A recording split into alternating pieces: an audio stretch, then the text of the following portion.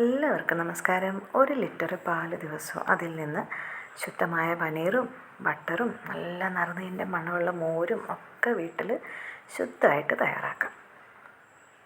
ഞാൻ 1 ലിറ്റർ നാടൻ പശുവിൻ്റെ പാലാണ് വീട്ടാവശ്യത്തിനൊക്കെ ആയിട്ട് വാങ്ങാറ്.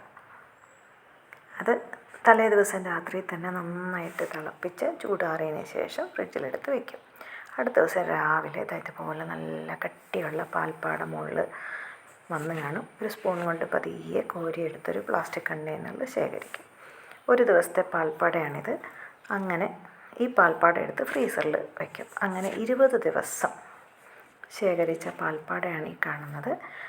നെയ്യ് ഉണ്ടാക്കുന്നതിൻ്റെ തലേ ദിവസം ഫ്രീസറിൽ നിന്ന് എടുത്ത് ഫ്രിഡ്ജിൻ്റെ താഴെ തട്ടിലേക്ക് ഈ പാത്രങ്ങളെടുത്ത് വയ്ക്കുക.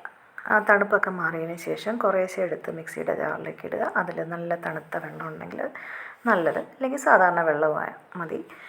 ഇട്ട് കൊടുത്ത് പൾസ് മോഡിൽ നന്നായിട്ട് കറക്കിയെടുക്കുക. വെണ്ണ പിരിഞ്ഞ് വരുന്നവരെ പൾസ് മോഡിൽ ഇട്ട് ഇതുപോലെ അടിച്ചെടുക്കുക. അങ്ങനെ എല്ലാ പാൽപ്പാടയും അടിച്ചെടുത്തിട്ടുണ്ട്. ഇതുപോലെ മുകളിൽ വെണ്ണ വന്ന് നിൽപ്പുണ്ട്. അപ്പോൾ ആ പാലിൽ നിന്ന് ആ വെണ്ണ ഇങ്ങനെ കോരി മാറ്റിയെടുക്കുക. ഓരോ ചെറിയ ഉരുളകളാക്കിയിട്ട് നല്ല വെള്ളത്തിലേക്ക് ഇട്ട് കൊടുക്കുക. അങ്ങനെ മുഴുവൻ വെണ്ണയും ഇതുപോലെ ഉരുളകളാക്കിയിട്ട് വെള്ളത്തിലിട്ട് ഓരോ ഉരുളയും നന്നായിട്ട് അലസി കഴുകിയെടുക്കുക. മിനിമം ഒരു 5 പ്രാവശ്യമെങ്കിലും ഞാൻ മാറ്റാറുണ്ട്. ഇങ്ങനെ കഴുകി വെള്ളം 5 പ്രാവശ്യമെങ്കിലും അലസി കഴുകിയെടുക്കും. അങ്ങനെ പാലിൻ്റെ അംശമൊക്കെ മാറിയ വെണ്ണ ഒരു പാത്രത്തിലേക്ക് മാറ്റാം.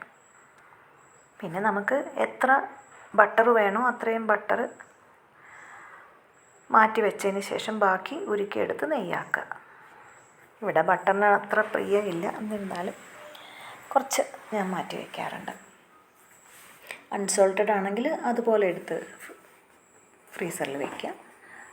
അതല്ല സോൾട്ടഡ് ബട്ടർ വേണമെന്നുണ്ടെങ്കിൽ ലേശം ഉപ്പും ലേശം മഞ്ഞൾപ്പൊടിയും കൂടെ ചേർത്ത് നന്നായിട്ട് ഇളക്കിയതിന് ശേഷം എടുത്ത് മാറ്റി വയ്ക്കും. അങ്ങനെ തയ്യാറാക്കിയ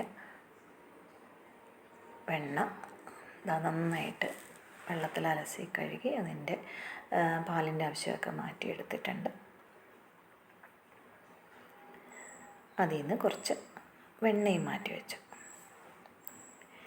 പാലിൻ്റെ ക്വാളിറ്റിക്ക് അനുസരിച്ചിട്ടാണ് നമുക്ക് ഇതുപോലെ പാൽപ്പാട കിട്ടുകയും വെണ്ണ കിട്ടുകയും ചെയ്യാം. പിന്നെ വെണ്ണ മാറ്റിയ ആ പാല് നമുക്ക് ഒന്നുകിൽ ഉറത്തൈര് ചേർത്ത് ഇളക്കി വെച്ച് ഒരു ദിവസം വെച്ച് കഴിഞ്ഞാൽ നല്ല കട്ടിമോര് കിട്ടും. അതല്ലാന്നുണ്ടെങ്കിൽ പനീറാക്കാം. ഞാൻ പകുതി മോരാക്കുന്നതിനും പകുതി പനീറാക്കുന്നതിനും എടുത്തിട്ടുണ്ട്.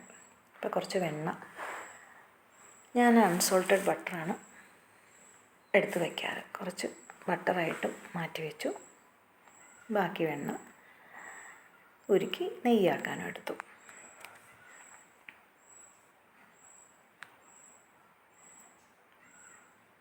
ചാനൽ ആദ്യമായിട്ട് കാണുന്നവർ സബ്സ്ക്രൈബ് ചെയ്ത് സപ്പോർട്ട് ചെയ്യാനും മറക്കല്ലേ. അപ്പോൾ നെയ്യാക്കുന്നതിന് വേണ്ടി വെണ്ണ ഉരുക്കാൻ വെച്ചു.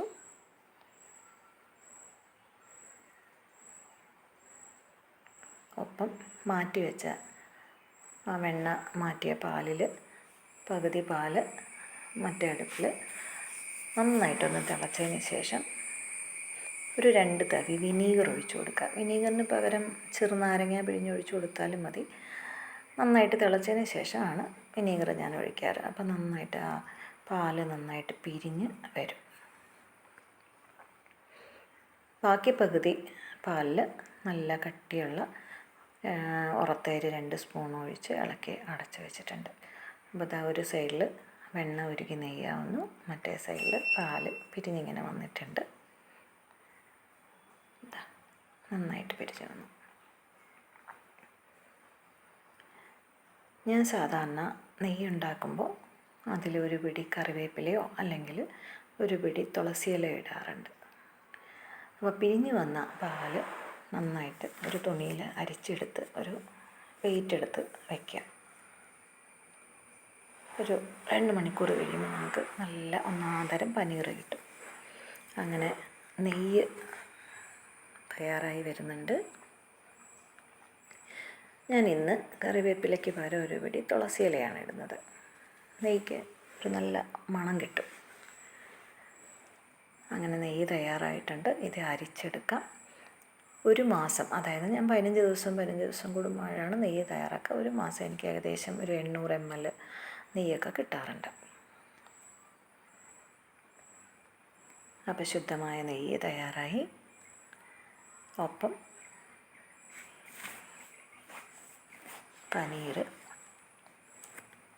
ഇന്നൊരു 120 ഗ്രാം പനീറോളം കിട്ടിയിട്ടുണ്ട്. പിന്നെ കുറച്ച് ബട്ടർ മാറ്റി വെച്ചിട്ടുണ്ട്.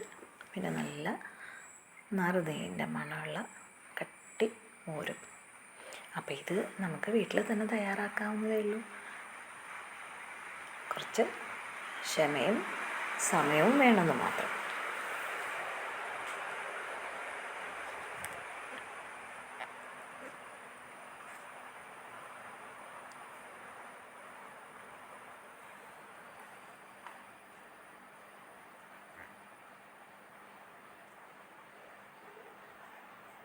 പിന്നെ മറ്റൊരു വീഡിയോ ആയിട്ട് കാണാം.